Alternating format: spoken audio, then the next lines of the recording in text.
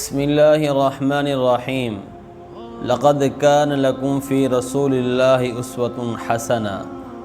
جناب رسول اللہ صلی اللہ علیہ وسلم کی مبارک زندگی ہمارے لیے بہترین نمونہ ہے۔ آپ صلی اللہ علیہ وسلم کی زندگی اٹھا کر دیکھیں اور اس کے مطابق زندگی گزاریں تو ہمارے گھروں کے اندر بھی خوشیاں ہوں، ہمارے کاروبار کے اندر بھی خوشیاں ہوں۔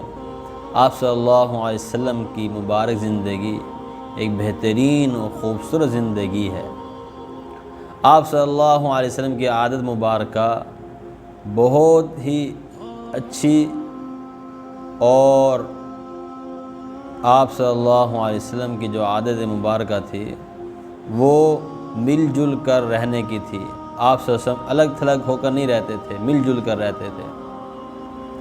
حضرت عائشہ رضی اللہ تعالی عنہ فرماتی ہیں کہ ایک مرتبہ مجھے جناب رسول اللہ صلی اللہ علیہ وسلم کے ساتھ ایک غزوہ پر جانے کا اتفاق ہوا۔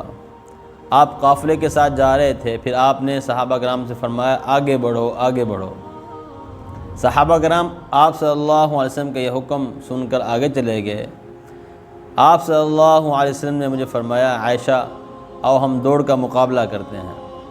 حضرت عائشہ رضی اللہ تعالیٰ فرماتی ہیں کہ اس وقت میں دبلی پتلی تھی اور میرے جسم پر اتنا گوشت نہیں تھا، تو میں نے آپ صلی اللہ علیہ وسلم کے ساتھ مقابلہ کیا اور میں جیت گئی۔ پھر کچھ عرصہ گزر گیا، مدت گزر گئی، مجھے یہ بات بھول گئی۔ پھر آپ صلی اللہ علیہ وسلم کے ساتھ ایک مرتبہ پھر ایک جنگ پر جانے کا اتفاق ہوا۔ آپ صلی اللہ علیہ وسلم نے پھر اپنے صحابہ کرام سے فرمایا آگے بڑھو آگے بڑھو۔ صحابہ کرام آگے چلے گئے۔ پھر آپ صلی اللہ علیہ وسلم نے فرمایا پھر دوڑ کا مقابلہ لگاتے ہیں۔ حضرت عائشہ رضی اللہ عنہ فرماتی ہیں اس وقت میرے جسم پر گوشت آ گیا تھا، تو اب مقابلہ میں نے لگایا تو میں جو ہے وہ ہار گئی۔ آپ صلی اللہ علیہ وسلم جو ہے وہ جیت گئے۔ پھر آپ صلی اللہ علیہ وسلم نے فرمایا عائشہ یہ اس ہار کا بدلہ ہو گیا۔ تو دیکھیں کیسے آپ صلی اللہ علیہ وسلم اپنے گھر والوں کے ساتھ گھل مل کر اور خوشی کے ساتھ زندگی گزارتے تھے۔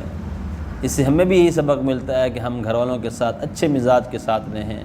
ایسا مزاج نہ ہو کہ ہم گھر کے اندر جائیں اور ہمارے گھر والے جو ہے وہ دب جائیں اور خوف کے مارے جو ہے وہ ان کے پسینے نکل آئیں، بلکہ خوش مزاجی کے ساتھ اپنے گھر والوں کے ساتھ زندگی گزارنی چاہیے۔